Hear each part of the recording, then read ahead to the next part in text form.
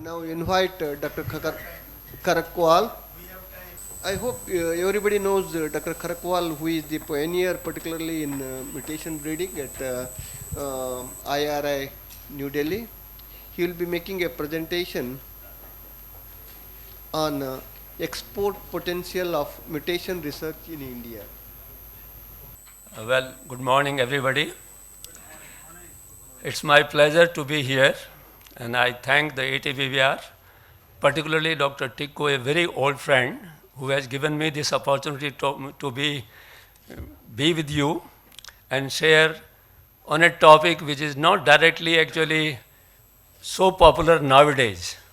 Just like the neglected or marginal farmers or crops, mutation research is also nowadays little neglected, not that much, because some 4 or 5 decades ago, everybody was doing mutation breeding, but now everybody goes for biotechnology, molecular breeding, and all that. So I am just taking actually this lecture, keeping in view that there are a lot of students in thinking. So there will be 3 portions of this. The topic given to me is export potential of mutation research, products and technologies. Next one. So these are the 3 things actually I will be talking about: technology, products, and their export potential. The first part, which is technology, is basically for the benefit of students. You can say it may be elementary, and it may be looking little simple for the stalwart sitting here. Mutation, heritable change in DNA of a living cell, not caused by common phenomena of genetic segregation or genetic recombination. That is the mutation. Now, simple thing, no mutation, no evolution. This is the scenario. And there are 2 major types of mutations: spontaneous and induced. I will not go into details because everybody may be knowing about this. Then induced mutations can be induced by physical mutagens and chemical mutagens, and a lot of mutagens are available there: physical mutagens, gamma rays, X-rays, nowadays neutrons, and so many other things are there. In chemical mutagens also, we have a wide range of mutagens which are used. What is mutation technology? Mutagenesis, the process of mutation formation at the molecular level, resulting in mutants. That is called mutagenesis. In terms of molecular genetics, a mutation in general is often defined as any heritable change in the nucleotide sequence of a genome. That is exactly, in fact, mutation. Some landmarks: De Vries, in 1900, he is the one who coined the word mutation, and he is the pioneer for that. I'll just mention some of those leading lights of mutations. Landmark, again, you all might have heard or read in BSc and MSc, Joseph Muller. He was the one who induced mutations in Drosophila in animal systems for the first time in 1927. Then he was awarded a Nobel Prize for that, worked on Drosophila. Simultaneously, his contemporary Stadler was working with maize, but because he was working with maize, his results came little later, and he really lost that opportunity of getting the fame that Muller got. Anyway, this happens in life. Mutation technology is simple. When you are irradiating a plant, seeds, you grow the first generation, what we call M1 generation. You don't find much mutations there, except some dominant mutations which are very rare. Then go to the M2 next generation. There you will find segregation, and these are actually the possible mutations. Then the first landmark as a variety was 1934, Tolenar in Indonesia. He was the first to release one mutant variety of tobacco called Chlorina. That was a F1 mutant.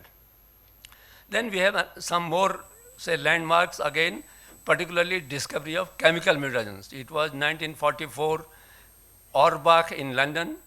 She found that mustard gas can be used as a mutagen, particularly in Drosophila.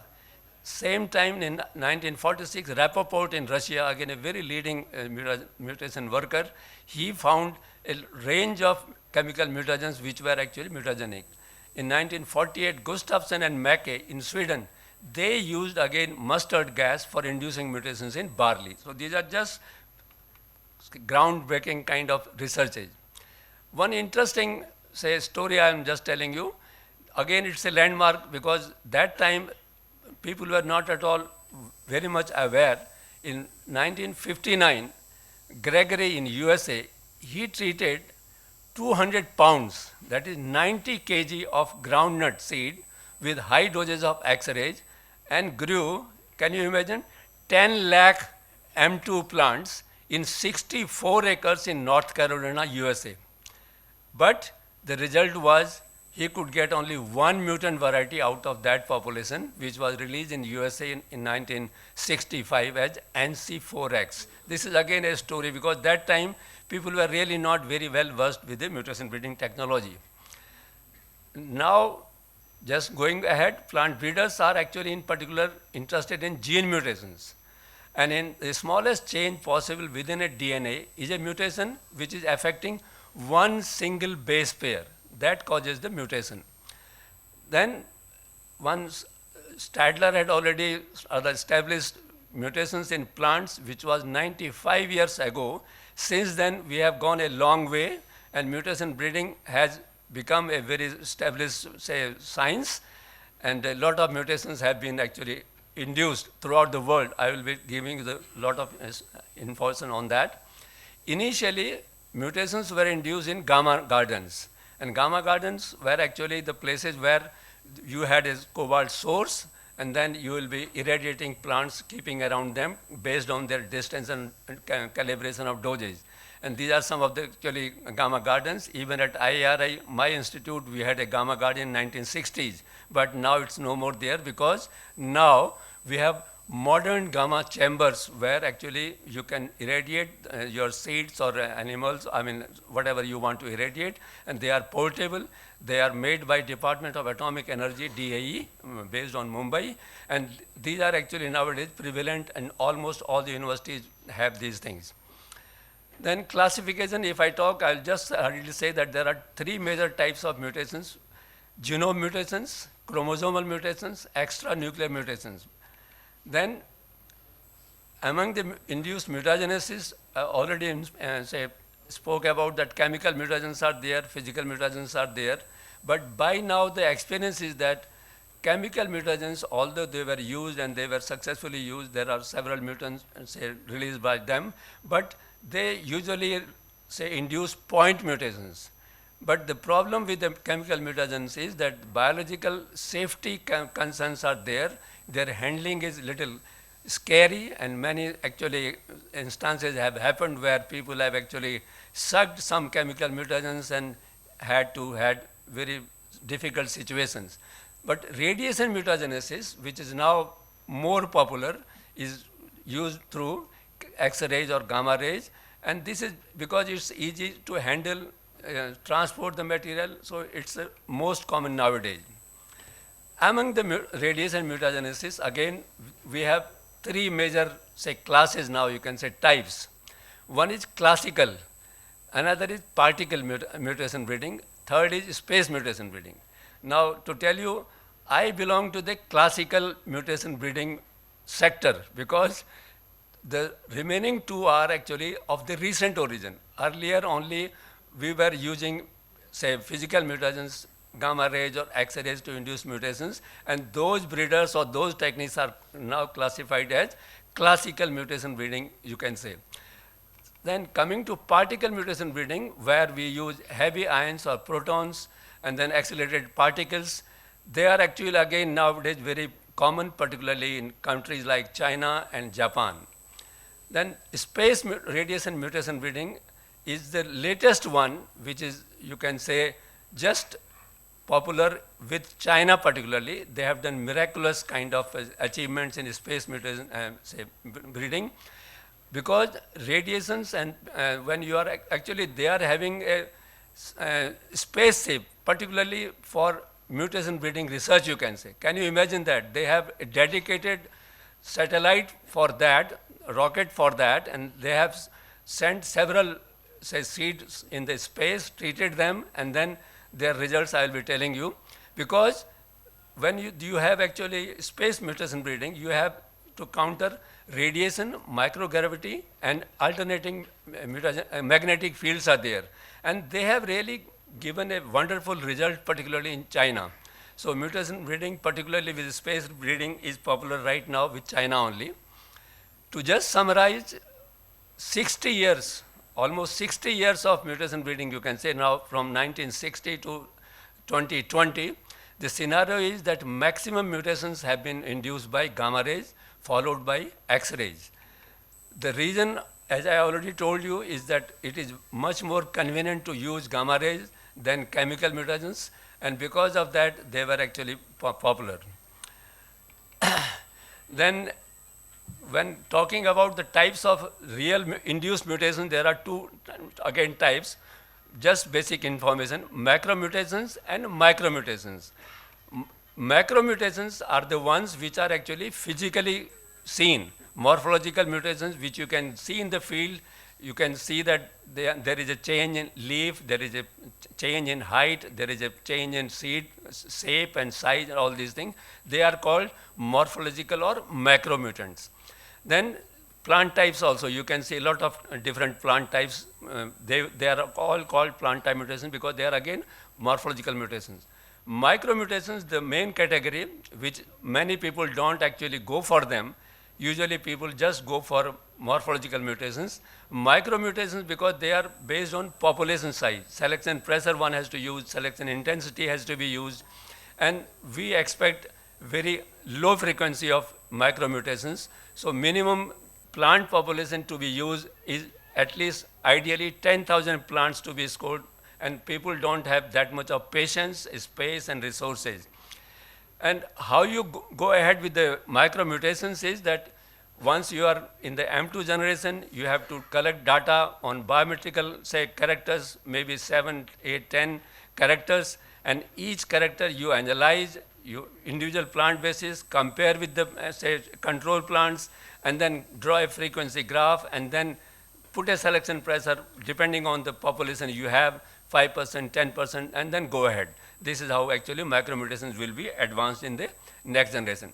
So this is the basic part which I covered, especially for the benefit of students. Now I'll take the product part of the mutation breeding. You can say 95 years, 1928, you all remember, Stadler was the one who induced mutations in maize, and since now in 2023, 95 years, what we have achieved.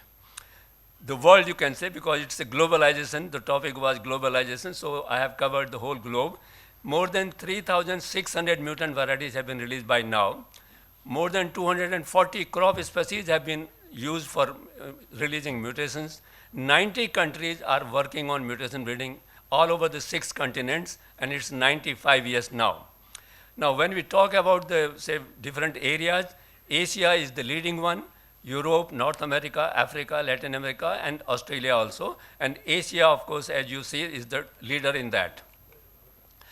When we talk about the crops, among the crops, rice is the most, say, popular among the mutant varieties, you can say. 852 mutant varieties have been released till date.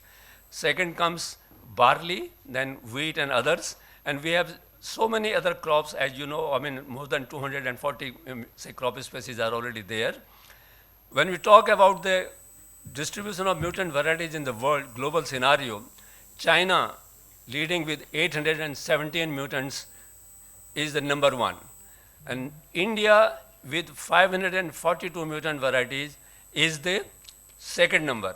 Now, here I will just tell you, most of the people may be doing sometimes Google, and then we have one mutant variety database prepared by IAEA. Even now, if you're sitting, you just say Google mutant varieties from India, you will find only 341. Whereas I am telling you 542. Yes, that's the correct. In fact, last year I have spent almost a year to assemble all these 540 mutant varieties from India. And it is being published in a book very recently, which is to be released by Springers. I will be showing you the pictures later on. So India is leading now with 540 mutant varieties, not 341, which is actually the, say, information from the mutant variety database of IAEA. Because this is not being updated very regularly, and many people don't inform them. That is also thing. And it is not only with India, even in Pakistan, they have 79 mutant varieties, because I am in constant touch with the mutation breeders there, but they also have been listed with only 59 mutant varieties with the MVA, mutant variety database. So now, what are the major mutation products in the world if we talk? In India, groundnut, black gram and chickpea, these are the three crops. China, rice, soybean and groundnut. Vietnam, rice, soybean. Japan, rice and pear. Pakistan, cotton, chickpea and wheat. USA, rice, wheat, barley and sunflower. Australia, rice. Canada, linseed. These are the major crops in which mutation breeding has been very successfully used throughout the world. Now, telling you a little more, because the emphasis has to be on our own country. So in India, as I already told you, 540 mutant varieties are there, 85 plant species are there, and these are again listed in various ways. I am happy to tell you that the very first mutant of cotton was released in India. That was in 1948. That was the first mutant variety released in India. Similarly, the first variety of wheat was released in India again, that is NP 836, that was in 1961. Like that, in all these crops, the listed crops, India was the first to release mutant varieties in that crop. So this is the list actually. In chickpea also, you find Pusa 408, that's my variety, that's released, induced by gamma rays, was also the first variety. Then India again has the distinction of releasing the first and the only mutant varieties released in a crop, that is pigeon pea.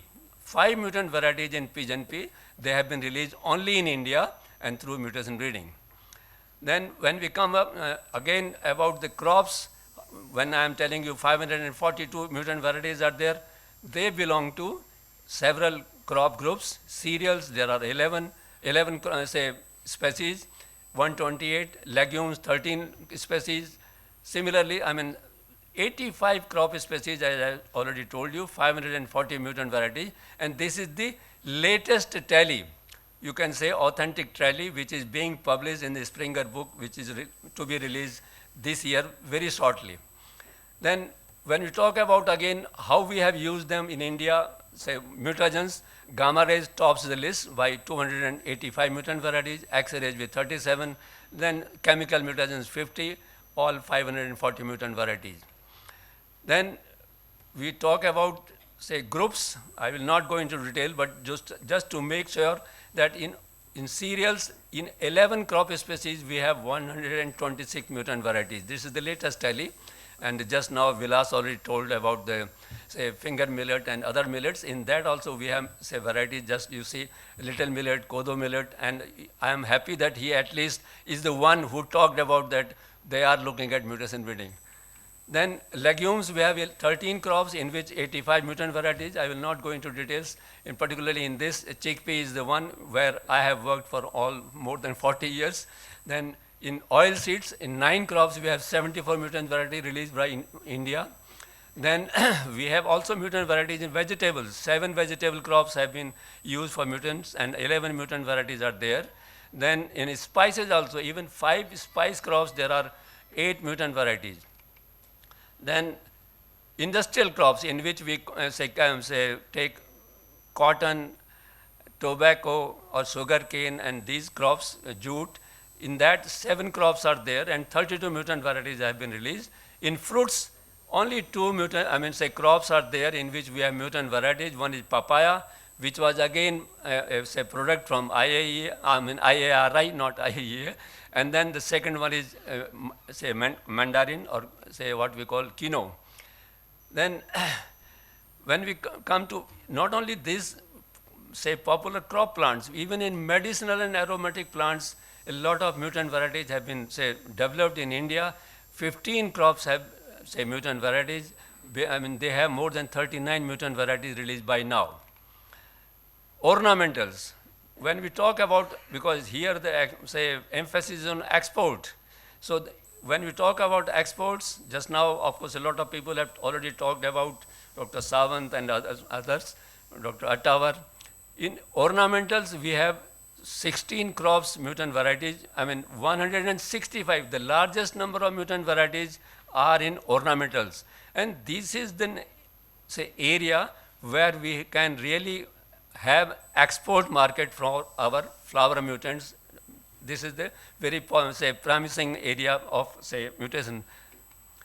Then just to tell you what are the major institutes involved in mutation breeding in India, IARI is the one, genetics division, and I had the privilege of being there. And this year, last year in fact, we celebrated 200 years of Mendel's say birth centenary, and then a bust was inaugurated at IARI, so this is there. And IARI has till now released 67 mutant varieties in 20 crops. I will not go into details again because of time. And among these IRI varieties, 4 of the mutant varieties of chickpea, that is Pusa 408, Pusa 413, 417, and 547, these are the mutant varieties which were developed by me, and they were developed, not only developed, but released by Government of India for commercial cultivation. And these are the first ever examples of direct use of induced micromutants as improved high-yielding cultivars in legume crops in the world. And this is already actually recorded at IAEA, the Makkah of, you can say, mutation breeding.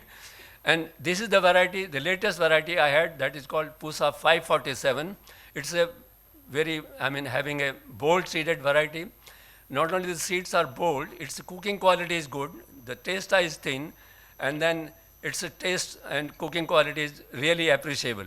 It has been, say, multiplied in a very big way. More than 35,000 quintals of Pusa 547 has been, say, produced by NSC and State Farm Corporation earlier, and they are still, this variety is still in demand, and people are actually very happy with this variety.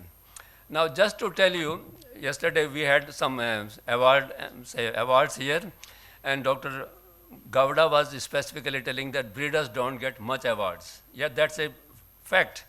But I am telling you that this is how a plant breeder gets lifetime achievement. It's not award, but achievement. I had an opportunity of delivering the keynote address at a world conference, you can say world level mutation breeding conference, and at IAEA Vienna in 2008, which was attended by more than 500 scientists from more than 80 countries. So that was one recognition, and I was not a big, RN, say what you can say, big position holder here, but I was a worker, and they recognized that, and they invited me to be the keynote speaker there. The second recognition, again I can say, is lifetime achievement. I was deputed to review the Saudi Arabian mutation breeding program by IAEA. That's again a recognition to me by IAEA.